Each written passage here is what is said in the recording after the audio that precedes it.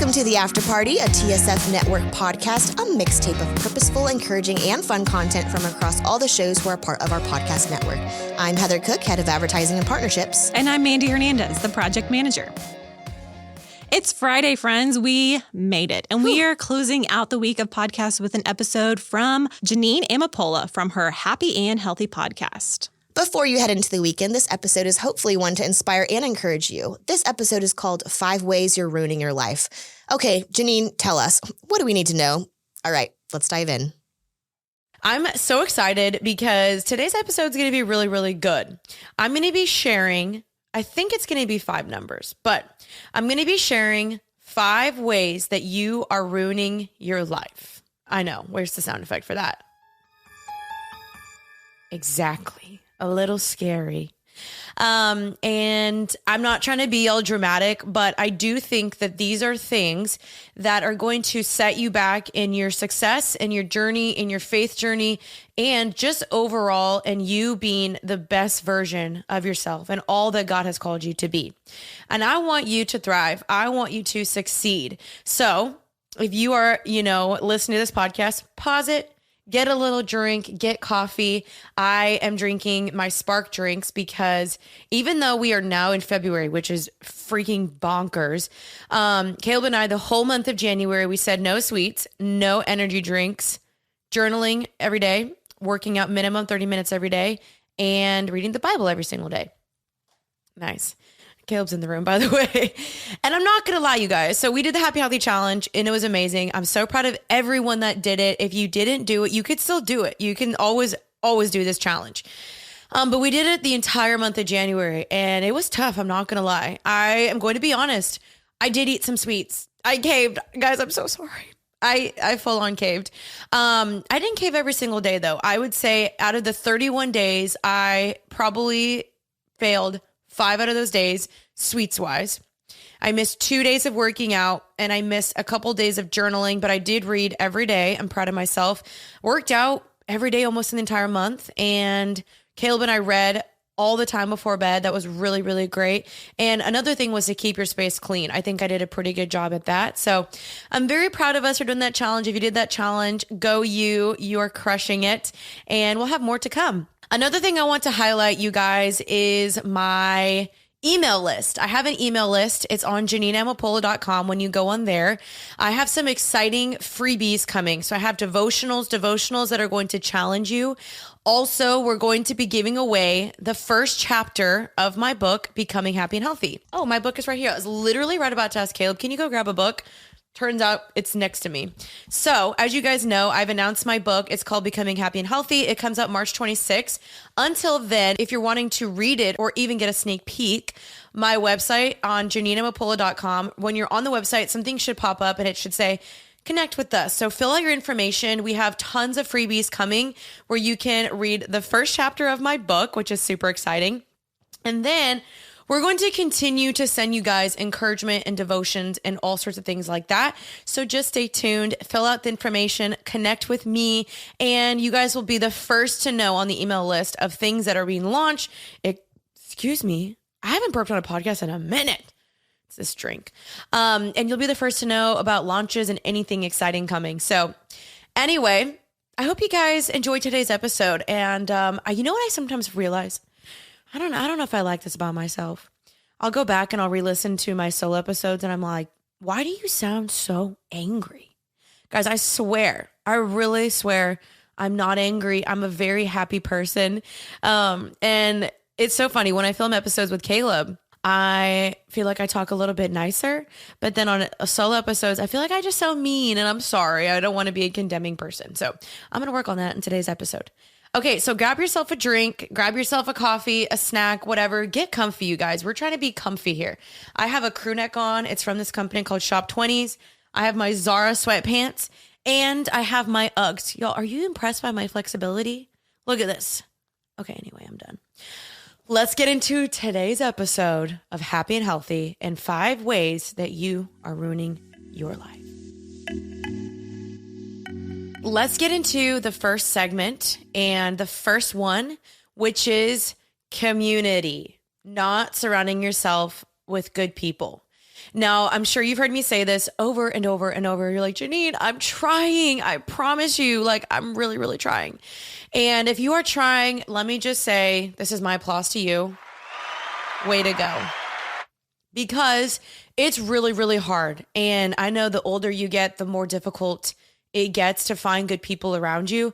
But I really want you to go into this next year and really think about 5 people. It could be 3 people. It could honestly be one person in your life that you want to get closer to, that you want to invest into, you want them to invest into you, and you guys want to sharpen and refine each other.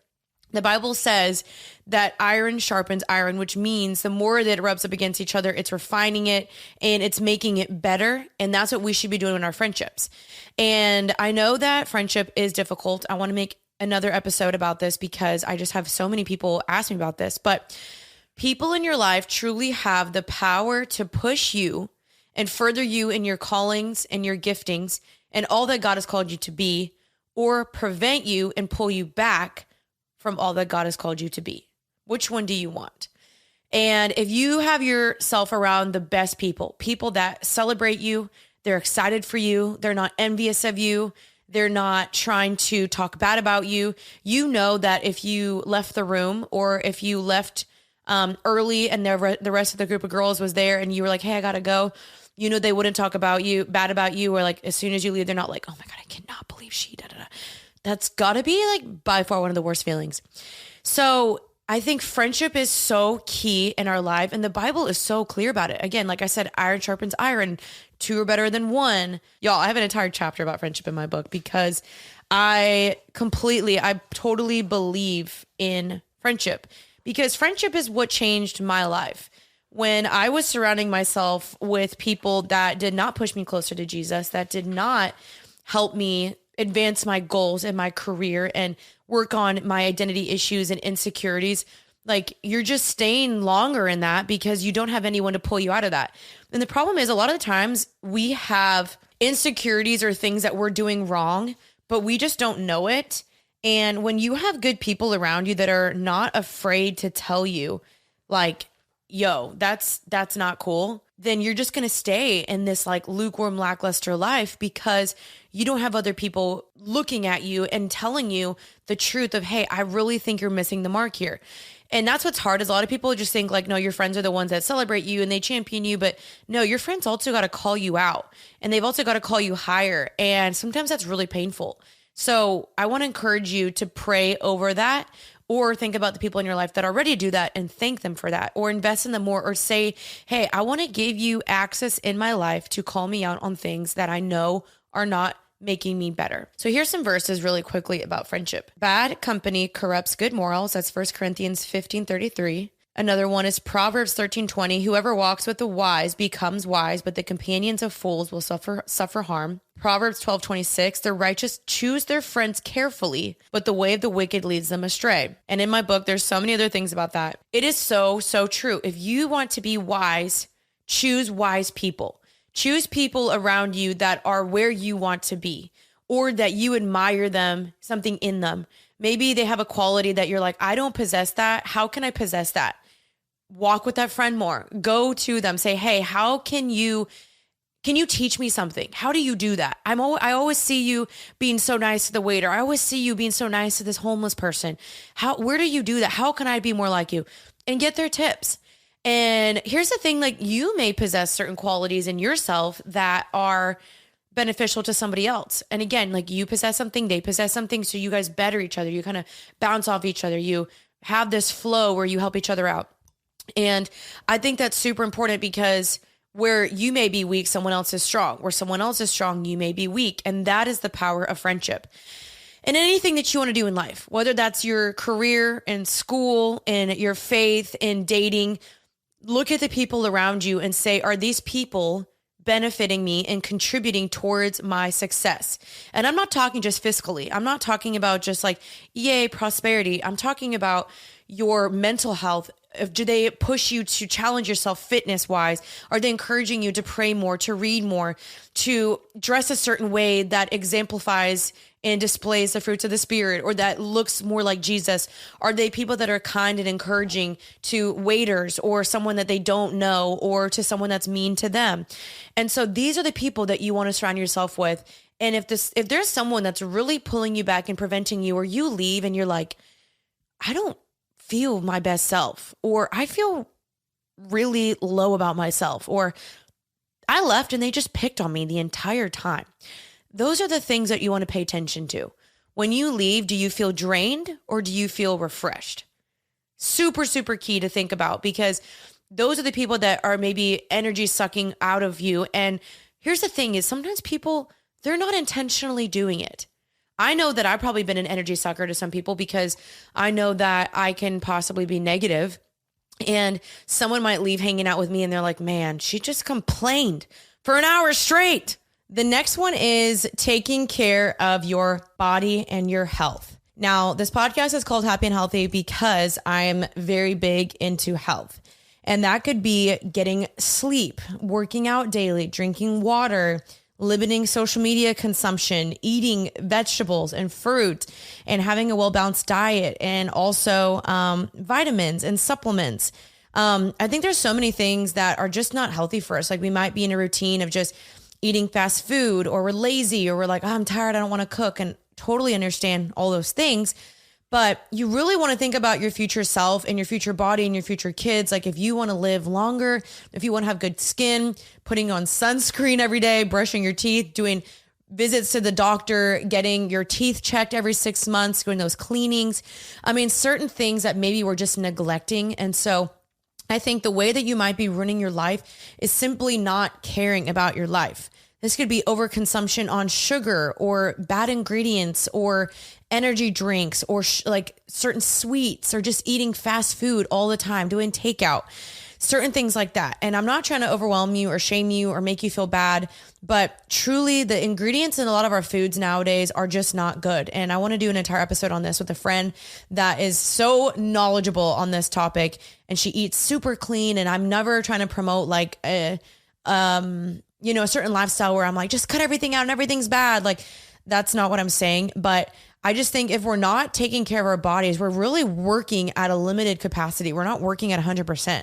And so certain things like cleaning your sheets and cleaning your home and getting rid of the dust in your house and washing those bed sheets and avoiding certain chemicals in our shampoo and conditioners, things that our body is absorbing, certain ingredients in food. If we're only eating processed things, lots of chips, we're not ever eating vegetables and fruit, and having a high fiber diet, or taking like a supplement for us like AG1, or Caleb takes magnesium, or certain things like that. Like, if you just really don't care about your health, you can't be surprised if you're not sleeping well, or your skin is starting to age, or your teeth are rotting, or you have stomach problems. Like, if there's something that is wrong with your body, I'm not saying you have to spend thousands and thousands of dollars to fix it, because I know this stuff can be expensive, but trying to find those alternatives or those swaps, or doing research, or doing more things to be like, okay, why does my stomach hurt all the time? Why am I bloated?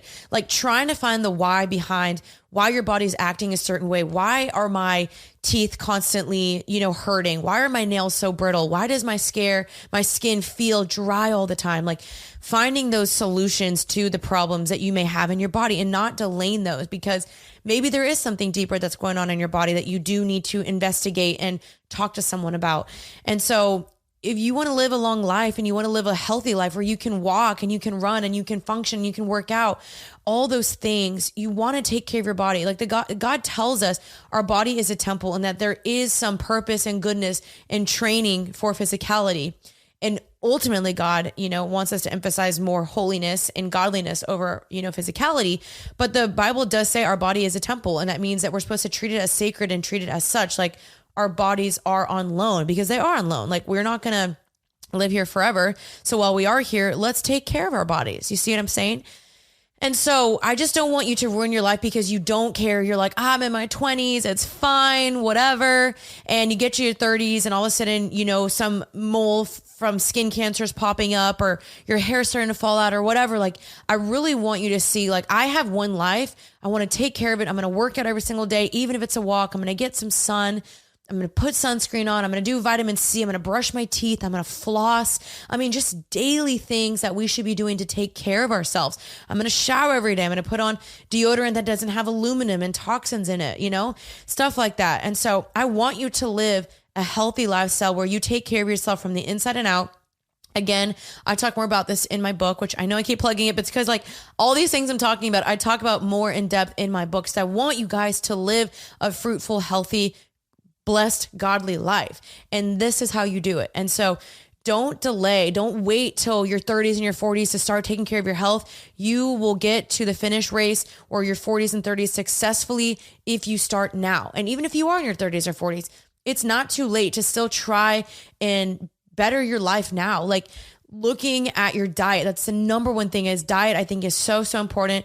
I don't do this perfectly, but I'm very big on cooking more at home and Caleb and I eating more fiber and vegetables. And I'm like, babe, we didn't have vegetables in a really long time.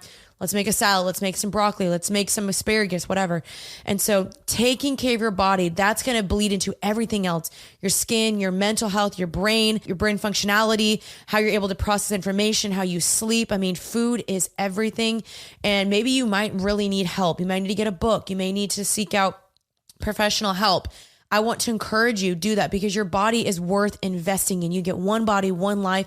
Don't take your health and your body for granted. If you are healthy, see that as a blessing because there's people that wish that they were in your shoes right now and they wish they took more care of their health maybe. And so this is your reminder to take care of your health. Maybe that's vaping, maybe that's alcohol, maybe that's smoking, whatever that is for you.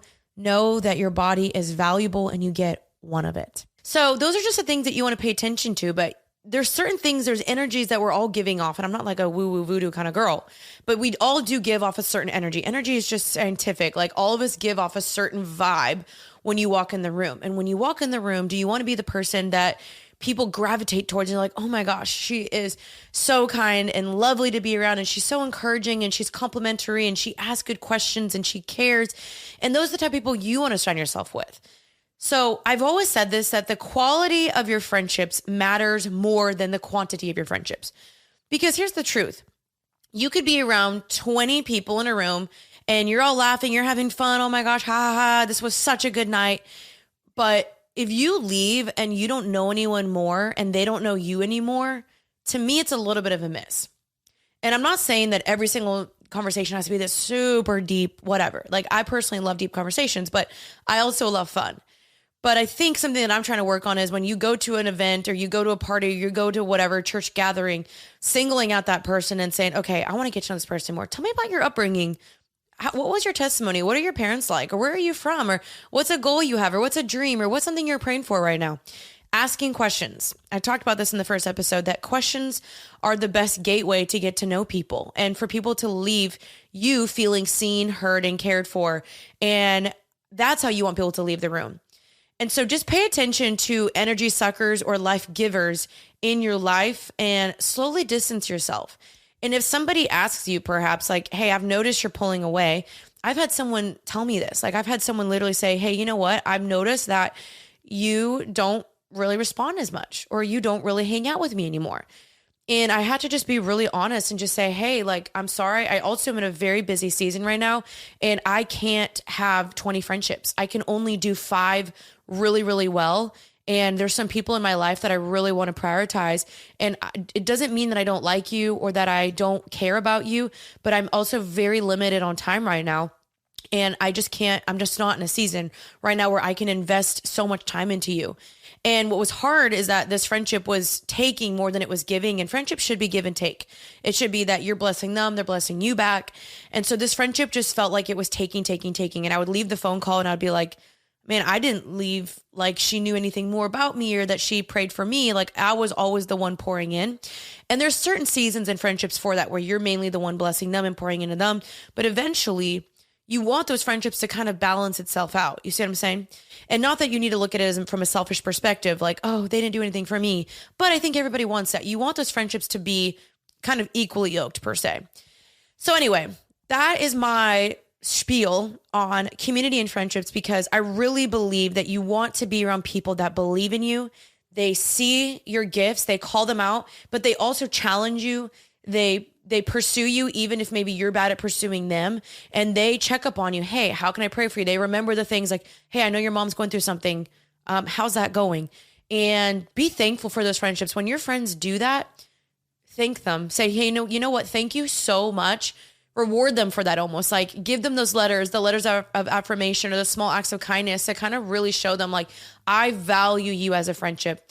Our words have so much power. And so if you look at a friend and you say, thank you so much for just showing up for me, they're going to remember that. And you want to be that friend too. One thing I know that we all have to do is grocery shop, and I also know we are all limited on time. So why not do it from the comfort of your couch? For me, that is where Thrive Market comes in, the no junk food, healthy grocery store that both Caleb and I love. Thrive Market is an amazing go-to for groceries and household items, and the convenience of getting everything online and then quickly shipped to my doorstep is a huge time saver. I love that Thrive Market carries brands with the highest quality ingredients and sourcing methods. They restrict hundreds of ingredients across their food and cleaning categories, and I can use their online filters to suit my lifestyle needs.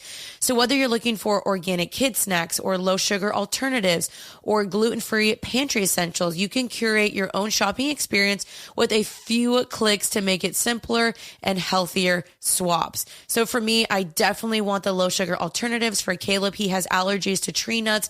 We can cater it to that. And I also like dairy-free milks and coffee creamers. So definitely that is a benefit for me. So not only do I save time shopping as a Thrive Market member, I also save money on every single grocery order. On average, I save over 30% each time. And they even have a deals page that changes daily and always have some of my favorites. We absolutely love their protein bars on there. We love getting rolled oats on there. We love the Annie's mac and cheese on there. There's so many, you guys. So definitely we are saving money. When you join Thrive Market, you are helping a family in need also with their 1-for-1 membership matching program. So you join, they give. It's so amazing. So save time and money and shop Thrive Market today. Go to thrivemarket.com/healthy for 30% off your first order plus a free $60 gift. That's Thrive, THRIVE market.com/healthy, thrivemarket.com/healthy. Okay. Moving on to number 2. The next way that you are ruining your life is by living in comparison. Dun, dun, dun. I know. Comparison is just one of those ugly things that I feel like everybody talks about and everybody knows this, but it's like this small little flea on you per se. And it's just biting at you and it's biting and it's biting. And you're like, oh, this is itching me. And you never like get rid of the flea. So it just keeps like digging and making you itch more. And it causes you to be irritable and angry. And you start treating people badly. And like no one else has the flea. And people don't see the flea because it's super tiny. They're like, why is she like acting like that? And you're just like irritable and angry. And like you have this like really bad heart posture. But you know the flea is there and you just haven't done anything to get rid of it, but others don't know that. And then they're going to start wanting to distance themselves from you because they can tell that you're comparing or you're not really happy with your life. You're not really celebrating others the way that you'd want to be celebrated. And people will notice this type of stuff. People will notice if they say something very positive in their life, like, oh my gosh, I'm about to buy a new house. And you're like, oh, yay. Like nobody wants that friend. I don't want that friend. Like I've had friends like this where I got a call back for a show back in the day, or I hit 1 million subscribers and I had a friend that did not celebrate me. And I noticed that. And then it made me not want to tell her good things anymore. And I was like, that kind of stinks. So comparison is this ugly thing because you're constantly looking at the gifts and the things and the callings and the purpose in someone else's life, but you're not looking at your own. And you're too busy looking at someone else's life that you can't even appreciate your own. And it kills your spirit. It robs you of your own unique identity and calling and gift and walk with Jesus because you're too busy looking at others. And look, preaching to the freaking choir here. I do this. Caleb literally calls me out on it all the time. He's like, babe, stop. And I'm like, you're right. I start crying. Do I cry, babe? No, I don't. You probably see me cry like twice in my life. Fun fact, and I'm not even dogging on my husband. He cries more than me because he has a really cute, soft side to him. When I cry, crap's hitting the fan. Like if I cry, it's probably been like 3 months and then all this stuff is like bottled up in me. And then I'm like, and the floodgates have just spilled out. Anyway, so comparison is just really not cute. And I think what's hard is that it's kind of this like hidden thing that we don't really know that we're doing until we start lashing out. And so you're scrolling, you're looking, you're seeing her life or your friend's thriving and you go to her baby shower and you're not pregnant yet, or she buys a brand new $1.5 million house and you're like, well, I'm still living in my apartment. Like you walk into their beautiful house and you're just like, and you can just feel like your body tenses up and you feel this like anxiousness in yourself. And you're not necessarily aware of it until you start to resent the person or you start to want to distance yourself from them because you're so angry or you're so jealous or you're so just like mad at God almost. Like, why did she get that and I didn't get that? And y'all, life is too dang short to not celebrate others how you'd want to be celebrated. And then also to just compare your life to someone else's because like I said, comparison is robbing you of your own unique identity, purpose, calling in life. If everybody had the same lifestyle, the same house, the same husband, the same job, the same blah, blah, blah, blah, blah, because you want what she has, I just feel like that would be really boring. And everyone would start to look the same. We'd all start to blend into the same, which I do think that's happening in our society. If you look on TikTok, I feel like a lot of people are morphing into the same person. You're just not appreciating the beautiful things that God has for you. But what's really hard, and I really hate this because like I struggled with this, is that the inevitable reality is, and the innate reality is that certain people just simply have advantages in life over you. I know it's frustrating. Because maybe some of us didn't get the proper education, or we didn't grow up in a super wealthy family, or we didn't grow up in a certain neighborhood, or maybe there's some sort of like disadvantage that you've struggled with. Maybe, I don't know, like there's certain things that are just not fair. And I hate to say that, but it's just true because, everyone's like, life's not fair. It's just true. Life isn't fair. So there's going to be certain advantages or benefits that someone may have over you. And you may be like, that's just not fair. Like, why does she da da da da da? And you've just got to stop. You've got to stop and you've got to say, you know what, God, I'm happy for her. Her win is my win. And I know that's an overused phrase, but that's truly how we have to start seeing it, is that, you know what, I'm happy that she got that. And maybe I'll get that one day. Like, if you don't believe that that could be you one day too, you're never going to achieve it. Because you already have this limited belief and limited mindset of like, no, only she can get that. It's like, no, you could too. And maybe she did have a little bit of an advantage. Maybe you have to work harder. Like, I don't know. It sounds weird. Like maybe I'm going to get some hate for saying this, but I didn't grow up with a lot of money. I paid my way through college. I had to get financial aid. I had to take out thousands and thousands and thousands of dollars in debt to pay for my college. And I remember feeling jealous that other girls in my college or in my sorority, that their parents paid for the college. And I'd be like, that's not fair. You know what I mean? But if you can shift that limiting mindset or that limiting belief of like, oh, why does she get that? Not me. Channel that energy somewhere else. You know what? She may have that, but I also have this. For me, because I didn't grow up with a ton of money, I had a really good work ethic where I was like, I'm going to grind. I'm going to work really hard. I'm going to do the best I can. I'm blowing up my YouTube channel and working really hard. And because of that, I was able to pay off my entire student debt loans pretty much a year within getting out of college, which is insane. Like I am so grateful for that. And I know like YouTube is different, but if you can channel that energy somewhere else, channel the energy of hating her or spewing comparison towards her, towards something else. You know what? Instead of hating her, let me channel this energy towards grinding my job, grinding in the gym, grinding whatever. I'm not saying hustle culture, like anything like that, but channeling that somewhere else where you're like, I don't need to waste my time, my mindset, my energy, my thoughts, my life away looking at her life. Like, let me just focus back on me. And I'm never one to preach a selfish life, because I want you to be able to focus on your dreams, pursue your career, pursue your goals, pursue your dreams, and also in parallel, celebrate hers along the side. And she may be 5-10 steps ahead of you.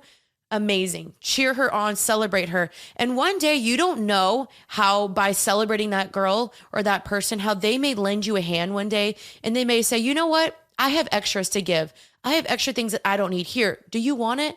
Let me bless you with this. And they grab you by the hand and they pull you up. And you don't be kind to people and bless people only because you think you're going to get something out of it. That's not the intention. The intention is, you know what? I'm going to be a good person because that's what God wants me to be, regardless, point blank, period.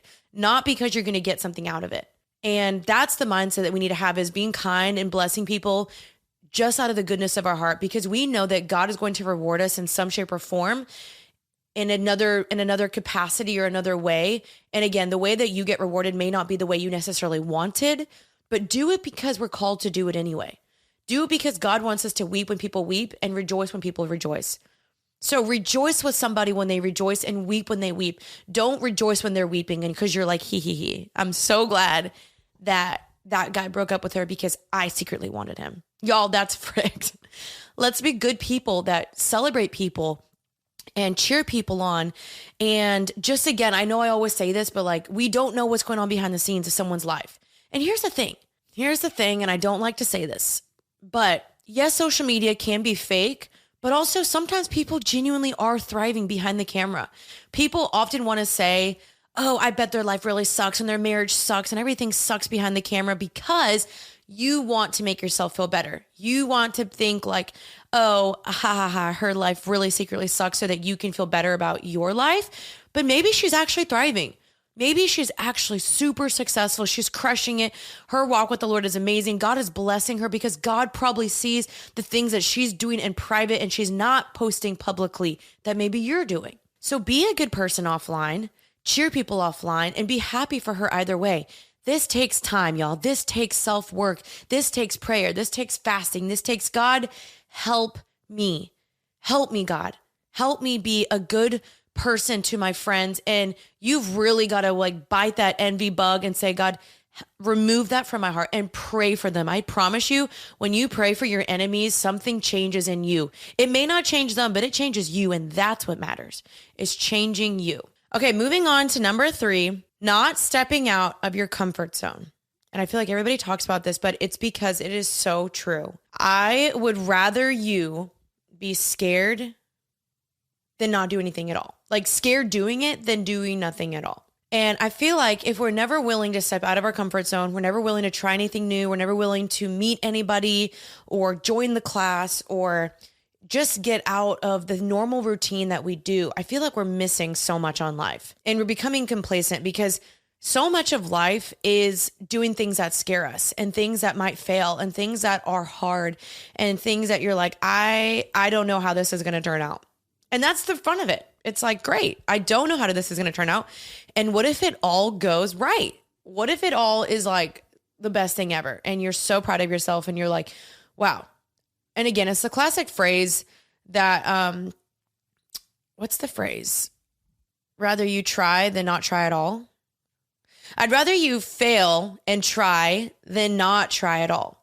Because it's like the classic thing, like, how will you know unless you try? What if, by you doing something really abnormal or cool in your life or signing up for the class, you meet your new best friend or you meet your future spouse or you meet someone that you just needed to meet, someone that needed to encourage you or whatever.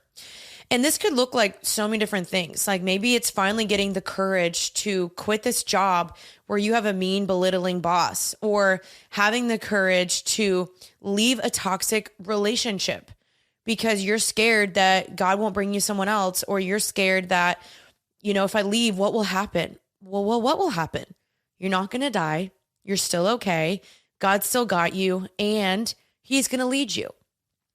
And my encouragement to you guys, because I just feel like so many of us put all the hope and strength into ourselves, is that if you trust God, that he has good plans for you, as he says in Jeremiah 29:11, that he has good plans to prosper you and not to harm you, then imagine if you believe that. And with everything that you did, you're like, God, you have good plans for me. You have things that you want to bless me with, things that you do not want to harm me with. And you went everywhere with that mindset of, God, how can I go somewhere and be obedient and be faithful to you and know that you have good plans for me? And I think if we are going everywhere and we're only putting all the pressure on ourselves to get everything right, and everything's contingent upon you and your mood that day and you're this and you're that, and you're not really walking with the Lord, it makes sense why you may have anxiety. It makes sense why you may have fear, or you are just so scared. And man, God calls Christians to not always live a comfortable life. He actually calls us to live a very uncomfortable nomad life in some senses. When you read the Bible, people are asked to pick up and leave all the time. Abraham was asked to sacrifice his only son, which is crazy. But because Abraham was willing, God, I trust you. I have faith in you. I believe in you. God blessed him. And I love that JP always says this, Jonathan Pokluda. He says that obedience cannot be determined by the outcome. So we may view stepping out of our comfort zone or obedience as, okay, maybe that means I'm going to get, a higher bonus in my paycheck, or that I'm going to lose 50 pounds. And like those all very well could happen. But sometimes the rewards and the blessings actually look like God rewarding you in heaven, or God providing you more peace, or God giving you more joy, or blessing you with a new friendship, or God helping you financially that month. Like there's certain things that God can help us with that don't always come in the shape or form that we have expected. And so on your journey of stepping out of your comfort zone and try new things, stop living in fear all the time. You've got to choose faith. I'm stepping out in faith because I don't know by me doing this, I don't know what could happen. But I believe that God is the God of the universe, and he holds the entire world in his hands. He holds my life in his hands. He holds my future in his hands. I trust him enough to step out of the boat and walk on the water. Because if you don't know the story in the Bible, Jesus asked Peter, step out of the boat and walk to me. And Peter was like, I can't. He was so scared. And Jesus said, just look at me and walk towards me. So Peter steps out, he starts to walk on the water. The second he lost faith that Jesus would that Jesus was there, that Jesus would catch him, that Jesus was at the end, and he looked away, he took his eyes off of Jesus, he began to drown. It's the reminder for us in anything you're doing, when you're stepping out, you're trying something new, you're starting this new business, you're starting your Instagram, your podcast, whatever you're doing, you're applying for that new school, that new job. God, I believe you. I have faith in you. And here's the thing. It may not always work out. It may not always turn out the way you think, but how will you know if you don't try? How will you know if you don't step out in faith and apply and try? Maybe it turns out better than you've ever expected. And life is too short to just sit around and wait for things to happen to you. No, you happen to life. You go to life and you say, life, I'm grabbing you by the reins and I'm going to try new things. I'm going to step out in faith. I'm going to step out of my comfort zone and I'm going to trust that God has my back. But God blesses the righteous people. God blesses people who fear him, who honor him, and who are righteous, which means righteous means in right standing with God. Obedience means that you obey the things that God has told us to do, living a holy life, and fearing him means to honor him, to have reverence for the Lord. And God blesses those people. And again, here's what's really hard, and I'm sorry to say this, but we don't always see the results really, really fast. Maybe the business takes 5 years to be extremely successful. Maybe you don't graduate for 5 years. You do your 5th year lap around the track, like I did 4.5 years at college. And sometimes it takes a little bit more time to see the results, but those daily disciplines, those small acts of faithfulness every single day, they amount to something. They amount to something down the road, and you'll look back and you'll be like, wow, I'm really proud of myself for the small acts of discipline and motivation that I carried myself through. And you'll see how God rewards that. To whom much is given, much is required. So the more that you can steward the small things that God has given you, the more he's going to entrust you with the bigger things. So this is just your sign, ladies and gentlemen. Step out of the comfort zone. Step out of fear. Stop letting fear hold you back, because here's the truth, is that fear is from Satan. Fear is from the enemy. Taking care of your health isn't always easy, but it should at least be simple. And that's why for the last year, both Caleb and I have been drinking AG1 every day, no exceptions. It's just 1 scoop mixed in water once a day, every day. And it makes us both feel energized, focused, and ready to take on the day. It has also drastically improved both of our gut health, specifically Caleb's. And each serving of AG1 delivers daily dose of vitamins, minerals, pre and probiotics, and more. It's a powerful, healthy habit that's also powerfully simple. I know with AG1, I'm giving my body high quality nutrition. Every batch of AG1 goes through a rigorous testing process so you know it's safe. And their ingredients are sourced from absorption, potency, and nutrient density. I like to drink AG1 first thing in the morning, which is recommended for optimal nutrition absorption. I fill up my shaker with extra cold water, add 1 scoop of AG1, shake it up, and I'm ready to go. And if I'm running out the door or running short on time and I can't mix my AG1 before heading out, I'll grab a travel pack. Each is an individual serving of AG1 that is easy to mix on the go, helping ensure I get my daily nutrients no matter what. You guys, I promise you, you have to try this out. I'm serious. It has changed our bodies and we're loving the way it is making us feel. If there's one product I had to recommend to elevate your health, it is AG1, and that's why I partnered with them for so long. So if you want to take ownership of your health, start with AG1. Try AG1 and get a free 1 year supply of vitamin D3 plus K2 and 5 free AG1 travel packs with your first purchase exclusively at drinkag1.com/healthy. That's drinkag1.com/healthy. Check it out. The Bible says that his perfect love casts out all fear. It's John 4:18. So if you focus on God's perfect love, like God and fear and God's love cannot coexist. So when you say, God, I know you love me, I know how much you care about me, and you follow that, fear has got to go. Fear's got to leave in the presence of Jesus. Fear has got to flee in Jesus' name. This is just your sign to step out in faith, follow God in the process, and let him lead you and try something new. I want you to think about, what is that new thing, that thing I've been pushing off, the thing I'm scared to try? What is it? Comment down below. Let us know, and we're going to hold you accountable to start it. Okay. Number 4, and the thing that is ruining your life is not going all in with Jesus. We talked about this in the last episode about a lukewarm faith and maybe the reasons why you're not and all these certain types of things. But the sooner you follow Jesus, the better your life will be. And the longer you delay following Jesus and fully giving him your heart and going all in, the longer you are delaying even just the joy and the peace that you could have. And I, for many years, delayed this. I thought, I knew better, and I thought that my life would be better without him. And then I just did my own things, and that didn't turn out that great for me. And it's not saying that I ruined my life, but I made some decisions that were not beneficial for me, things that I didn't need to do, things I didn't need to be wrapped up in, friendships that I wasted too long in, relationships, toxic relationships that I was wasting my time in because I didn't fully believe in my worth and value and who God said I was. I didn't believe how valuable I was. So I let people treat me as such, because here's the matter of the fact is that people will treat you the way that you see yourself.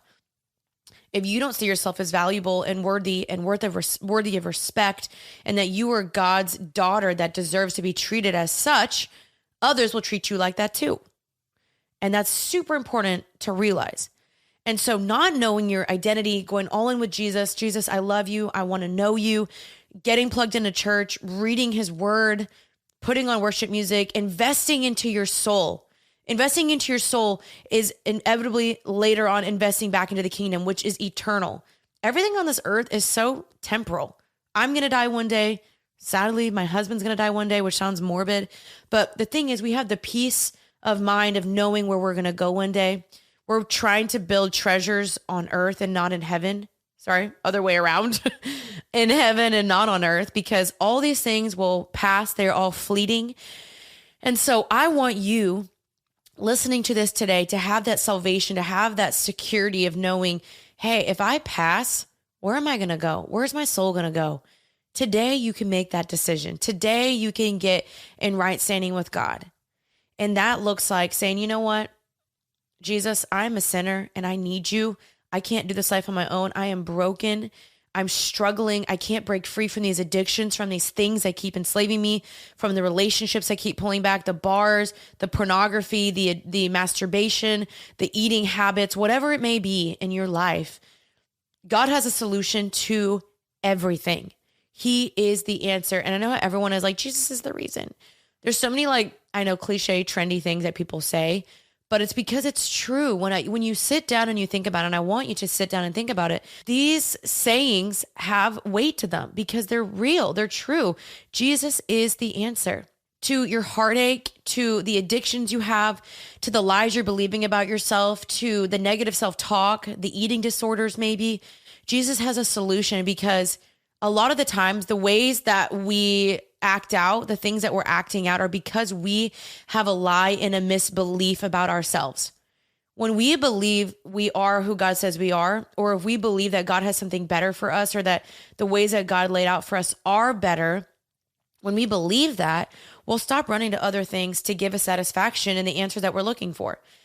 Because if we wholeheartedly believe, Jesus, you are my true satisfaction, my true joy, the true hope of my heart and my life, and you are all I need. If we don't believe that, we're going to go to our job, our finances, our homes, to a relationship, a boy, a friendship, followers, numbers, all sorts of things to give us satisfaction or security or identity or hope. And let me tell you, you guys, they never will. It will never fulfill you the way that you think it will. It may temporarily, may for a season, it may for a moment, but God satisfies eternally, and not just momentarily, but permanently. He is the permanent solution to the things that we're looking for.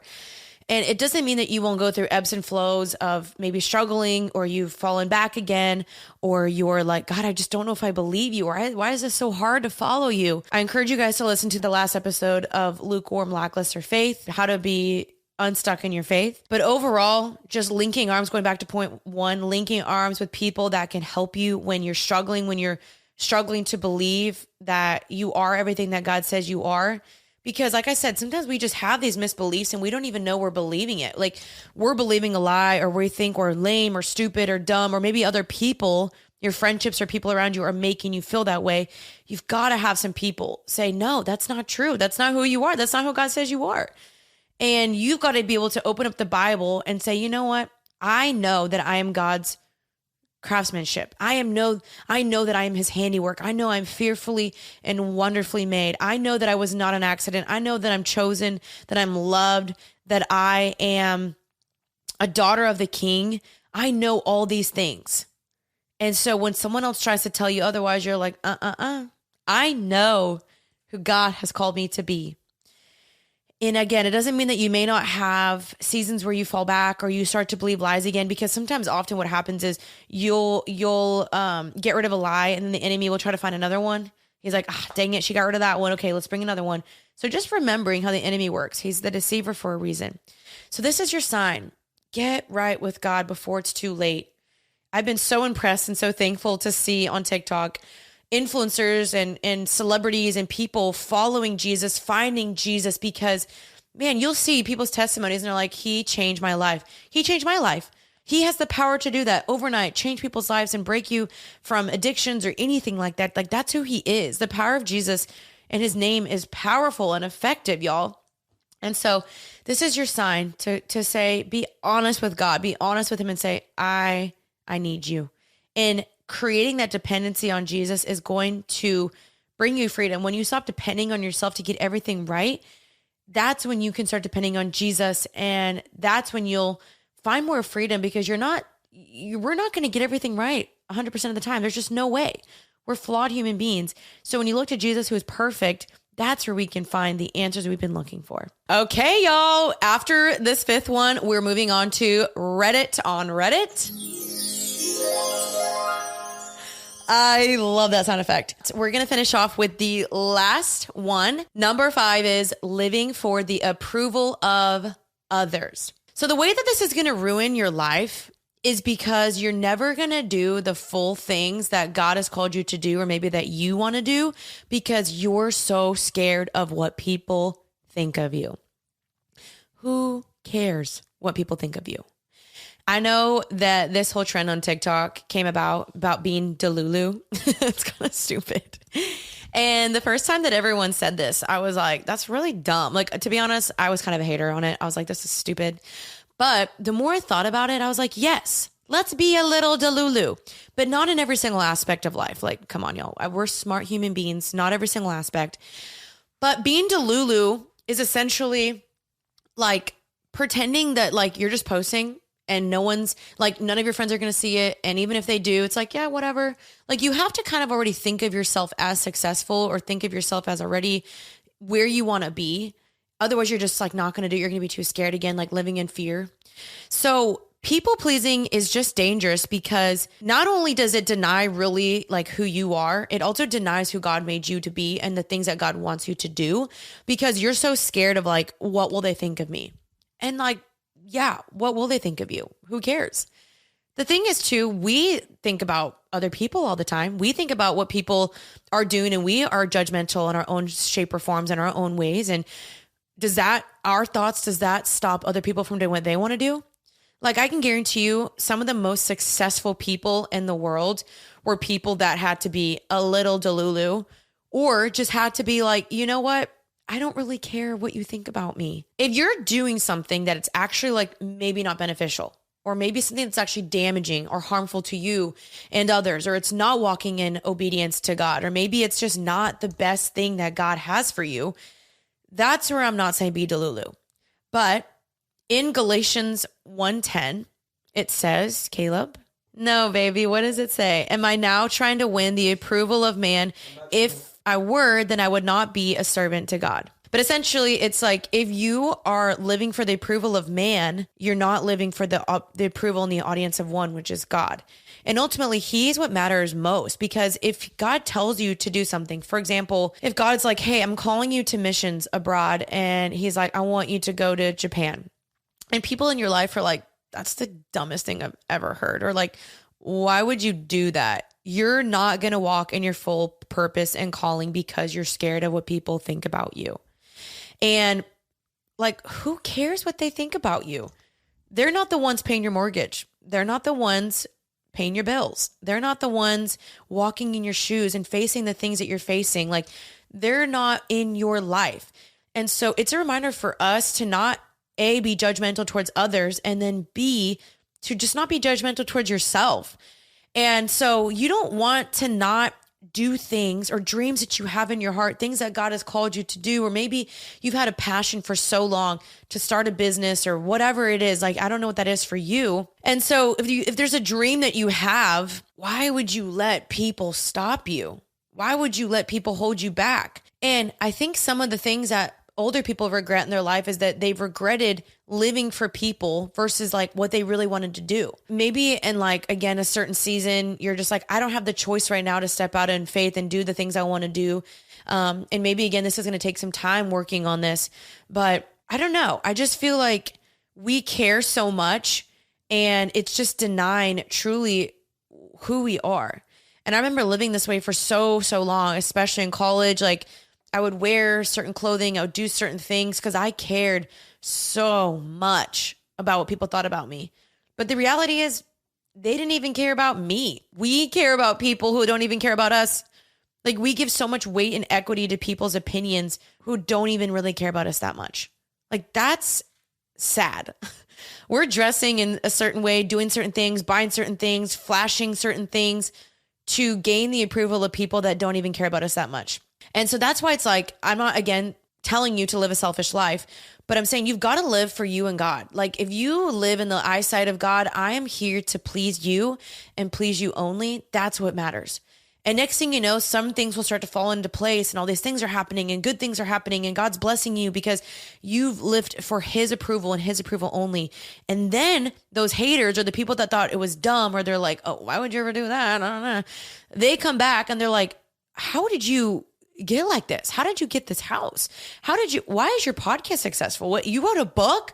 You're a teacher now? How did you become a doctor? Oh my gosh. And you're like, because I lived for the audience of one, and that's God. And this is also just your reminder. Stop telling people all the things you're going to do. Stop trying to boast to people because you're trying to gain their approval, because you're trying to get them to like you, to approve you, to make you feel cool. Stop telling people the things that you're going to do. Just do them. Just show them. Like, get it done. And then you can be like, hey guys, guess what? I launched a book, or I started my business. I opened up a coffee shop. Whatever you did, I'm now in law school. Whatever it is that you want to do, don't tell people, show them. And then they're going to be like, wow. And I can guarantee you, they're going to deem you as very successful. They're going to deem you as like, wow, that was really powerful. She didn't just talk about it. She did it. Because ultimately, you're again living for the approval of God and yourself. Like, you're like, you know what? It's me and God. This is it. This is the line right here. It's a vertical line, me and God. It's not horizontal. Horizontal is all these other people around you that you're like, yay, I want their applause, woo, woo, woo, whatever. But let me tell you, those people can leave so fast. Just as quickly as they came, they could leave so fast. So if you're living for their approval, you're going to die to their approval. And they could be in your life one day and think, my husband's over here cheering me on. That's right. That's why I married that man. And so maybe you're married. You bring in your husband, you bring in your boyfriend, and it's you and God. And you're like, you know, we're going to work in silence. We're going to work in the quiet times. And then when it's ready, when the product is ready, when you feel like I'm ready to launch this to the world, then you can post it. And I can guarantee you, people are going to be applauding you. They're going to be like, yay, so exciting. And some of those people, what's really, really sucky is that some of those people are going to be applauding you and they're going to secretly think it's stupid, or they're going to also be jealous, or they're going to be like, that'll never last. Who cares? You run your race. You put your dang running shoes on. You don't look to the left. You don't look to the right. You run your God-given race. And that is what matters. And if you run that race with God and you say, God, this is for you. I'm doing this for you. I want to bless people. I want this to be fruitful. I want this to provide purpose in my life and purpose to other people. That's a race that's going to last. You're not going to be burnt out because you're getting your purpose and your calling from the creator of the universe. And you're seeing it as a means to bless people, to help people. And it's not just a means to gain more money and status and fame. That's fleeting. So whatever that is, if you're, trying to create a dream, or maybe you're just trying to dress differently, you're trying to change your life, you're trying to work out. I know so many people that are maybe overweight and they're like, I want to change my life. I want to go back to the gym. You're scared because maybe there's a more fit girl there. Who cares? You put your headphones on, you look at yourself in the mirror, you block those people out and you say, I'm doing this for me. I'm not doing this for Sally Sue over there in the corner, or Billy Bob over there to the left. We don't need Sally and Bob. We're there to run our race. We're here to better ourselves. So look in the mirror. The enemy against you, the opponent against you is yourself. You're always trying to 1% be better than yourself yesterday. And that's who you got to look towards. So again, I'm not encouraging sin. I'm not encouraging disobedience. I'm not encouraging a selfish life, but I'm encouraging a life that runs the God-given race that God has set before you, that you say, God, this is for you. This is for me. This is for my dreams, my goals. And these are to bless the right audience, the people that are supposed to get it. Because again, not everybody's going to get it. I promise you, people watch my content and they're like, what a freaking loser. I hate her content. She's this, she's that. People will think things about you all day long. But the girlies that get it, they get it. Okay. And y'all are the people that get it. And I love you for that. So thank you so much. So that's the fifth one. I hope those all helped you guys out. I kind of just went off on a whim. I really didn't prepare for this. So was that good, babe? Thank you. I really do pray this blessed you. And I'll talk about that more at the end of the episode. And now let's get into the last segment, Reddit on Reddit. Okay, so for today's episode of Reddit on Reddit, I have brought on my husband, Caleb, and let's get into it. Let's go. You gotta do Did this. you shave today? Yeah. You gotta do. That's why you look so different. You gotta do the. Oh, you look so handsome. Do the sound. Reddit on Reddit. Okay, baby. What is today's Reddit on Reddit story? Okay, here we go. And you guys notice in the Reddit on Reddit, my voice is going to change just for dramatic effect. So I'm sorry if you hate it, but here we go. I'm trying to tell my wife I don't want her sister at our house all the time. Oh, no. Hope we don't have this issue one day. Hey, watch it. My wife and I have been married for 12 years and have 3 kids. About 8 months ago, my wife's sister went through a pretty traumatic time. She found out she was pregnant with her longtime boyfriend of 6 years. It wasn't planned, but that didn't lessen the heartbreak when she lost the pregnancy at 10 weeks. To make things even worse, her boyfriend left her 2 months later. Wow, what a savage. And lives about 15 minutes from us, so obviously we need to be there to support her with anything else she needs. Neither my wife nor Ann are close to their parents at all, so we are pretty much the only family she has. Ann was understandably heartbroken by what happened and was struggling pretty hard. My wife was very diligent about making sure Ann didn't do anything stupid when her mental health was struggling, so she pretty much included her in on anything we did so she could keep a close eye on her. This included turning an extra room into our house into a bedroom for Ann. Wow. The room had previously been a gaming playroom area. For the past 6 months, Ann has been staying at our house 4 to 5 nights a week. She still has her own apartment, but she spends the vast majority of her time at our house and is included in pretty much all of our plans. At first, I was understanding and knew my wife wanted to just help, but having another adult in our house pretty much all the time has been wearing on me. Ann doesn't do anything around the house and help with any of the chores. She scoots off back to her apartment with some type of excuse. Whenever I bring this up to my wife, she will make an excuse for Ann, saying that she is a guest, so we can expect her to help. We can't expect her to help around the house. Ann is now very different around our kids. She used to be very involved and fun and would babysit the kids when we would have date nights. But now she refuses to be left alone with the kids for even short periods of time because she says it's bad for her mental health. Oh my gosh. Oh, wow. The other night, I asked my wife if Ann can watch the kids on Valentine's Day so we can go out together, and she refused and said that she can't because of her mental health. It started a fight between us and Ann, when I expressed a lot of frustration with how she's always been at her house, and I don't like it. I made the mistake of saying it's been 6 months. How much longer are we going to do this? This ticked my wife off so much she called me a heartless a-hole. Oh, no. Before anyone asked, butt face. Yes, Ann is in therapy, and from what I can tell, she's doing much better emotionally and mentally. I've never said anything about this to her, but her boyfriend breaking up with her was a blessing. Wow. The guy was a loser, and I don't think he would have been a good father. I understand my wife's feelings for Ann, but I also want to prioritize my marriage, and she has a responsibility to keep me happy too. Wow. What do you think? Do you think these people who have these questions, I hope they find the pod, I know. And they can see. Send it to them, you guys. Okay, so let's break this down. Let's put the shoes on our feet. Mm-hmm. If your sister, went through something tragic, needed a place to stay, our house is open. Totally. To our family, to our friends. Any one of our friends could say, hey, can I stay at your guys' place for, a few weeks? I'm really struggling right now. Mm-hmm. There's a difference between helping and enabling. Yes. And I think at a certain point, you got to get up and you got to move forward. If you're opening your house to somebody, I think there's an expectation. Like if I was at a friend's house and they were giving me their house, like, I'm like, what can I do the dishes? Can I help babysit? Like you want to contribute. Yeah, exactly. Right. Yeah, I completely agree. I think it's like a little bit like, obviously I want to be empathetic towards Ann's situation. Like losing a baby is obviously super, super traumatic. And I'm sorry if we should have put like a trigger warning in there for anybody.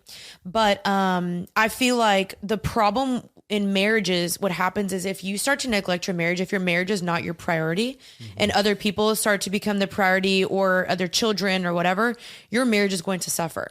If you if Caleb and I are not on the same page, say for example, someone was like, hey, I need to stay at your house. And I was just like, yeah, sure.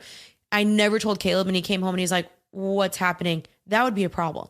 And so y'all have got to be on the good page. Like, you would have to be able to communicate to me, hey, she's been here for a couple weeks. I understand. I want to be empathetic, but like, our marriage is starting to suffer. And I think people around you should be able to be empathetic towards that as well. Of like, hey, we care about you. Can we help you in other ways? Is there any way we can help? We can help pay for a hotel or whatever, like help you get back on your feet. But it also does feel a little enabling towards the end. And it's big to know it, whether you're single or not, just know no one loves your family as much as you do. Mm-hmm. And so you might think that, oh my gosh, you have this like love for your sister or your brother or your mom or your dad. And it's like your significant other, while they may love your family, it's not the same thing. So you need to make sure your first love doesn't feel neglected. And if he's coming to you with like an actual issue of like, hey, this is bothering me, rather than calling him an a-hole, it's like, oh no, you're my husband who deserves to be, respected. I'm not saying kick her out, but I'm saying that the wife needs to do a better job of setting boundaries, because family members don't have boundaries. With my family and with your family, we've had to talk about, hey, if this happens this way, like I'm going to feel uncomfortable. Yeah. And we need to be able to respect each other's, like your family respecting our marriage and my family respecting our marriage. And there needs to be that level of respect. I think boundaries is a great word here. It doesn't sound like this wife and Anne have very good boundaries, but it also makes me bummed out for the husband that he can't really communicate that to his wife. And I obviously caused a big fight, and it's hard. You're exactly right. Like, it's your family and that causes some problems. And so I don't think this guy is a booty face for, feeling this way. I don't think that way at all. I think after a certain period, you're like, okay, I really want my home back. I want my life. Like, I want my wife back. I want my kids. And especially if she's just not contributing, like she's not even like, hey, let me take care of the kids. You guys go on a date, whatever. I think that's where you're going to start to be like, okay, now we just feel used, or we just feel like we're being taken advantage of. Mm-hmm. And in the beginning, it's like, fine. But I think after a certain extent, it's like enough can kind of be enough. Yeah, I agree. I think that, to wrap it up, they're going to need to sit down, have a conversation with Anne. And this goes for any part in your life. Just have the conversation, if you are, putting off having that conversation with somebody, a tough conversation that you need to have, it's better just to pick the phone up or meet with them in person and just lay it out. It's never as bad as you might think. I agree. And we hope Anne does well. We're praying for Anne's success. Yeah. But your marriage has kind of got to come first, or that everything else I think will suffer. Yeah, 100%. Okay, that was a good ride on Reddit. Thank you for having me. Thank you for coming on, babe. Bye-bye. All right, friends, that's a wrap on this week. Can you believe we're already on Friday? Make sure to check out more from Jeanine by searching Happy and Healthy with Jeanine Amapola in your favorite podcast listening app, and hit follow for more. And let's finish out your Friday strong with a little click on that follow button on the After Party Podcast. We have lots more coming at you next week, and we don't want you to miss it. Have a great weekend, friends.